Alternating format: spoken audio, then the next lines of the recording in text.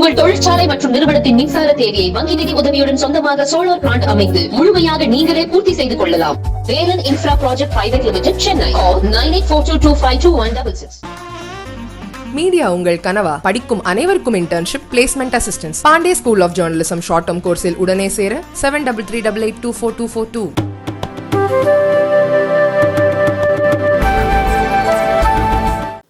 ஒடிசாவில் உள்ள பூரி ஜெகநாதர் கோவிலின் பொக்கிஷ அறையின் தொலைந்து போன சாவிகள் தமிழகத்தில் இருப்பதாக பிரதமர் மோடி பேசியதற்கு தமிழக முதல்வர் ஸ்டாலின் கண்டனம் தெரிவித்துள்ளார்.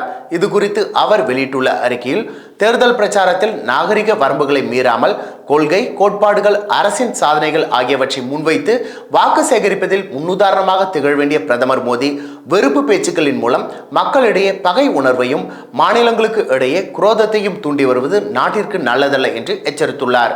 ஒடிசா மாநிலத்தில் தேர்தல் பிரச்சாரத்தில் பேசிய பிரதமர் மோடி, புகழ்பெற்ற ஜெகநாதர் ஆலயத்தின் பொக்கிஷ அறையின் தொலைந்து போன சாவிகள் தமிழகத்தில் இருப்பதாக பேசியிருந்தார்.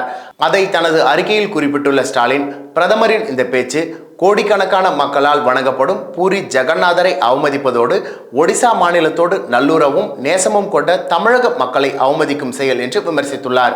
மேலும் ஆலயத்தின் பொக்கிஷங்களை களவாடும் திருடர்கள் என்ற பழியை தமிழக மக்கள் மீது பிரதமர் மோடி சுமத்தலாமா என்றும், தமிழர்கள் மீது மோடிக்கு ஏன் இத்தனை வெறுப்பு என்றும் ஸ்டாலின் கேள்வி எழுப்பியுள்ளார். தமிழகத்திற்கு வரும்பொழுது தமிழ் மொழியை உயர்வாக பேசி தமிழர்களை பாராட்டும் பிரதமர் மோடி வட மாநிலங்களில் வாக்கு சேகரிக்கும் பொழுது தமிழக மக்களை திருடர்களைப் போலவும் வெறுப்பு மிகுந்தவர்கள் போலவும் பேசுவது அவரின் இரட்டை வேடத்தை காட்டுகிறது என்று சாடியுள்ள ஸ்டாலின், தமிழர்கள் குறித்து அவதூறு செய்வதை பிரதமர் நிறுத்திக் கொள்ள வேண்டும் என்றும் கண்டனம் தெரிவித்துள்ளார்.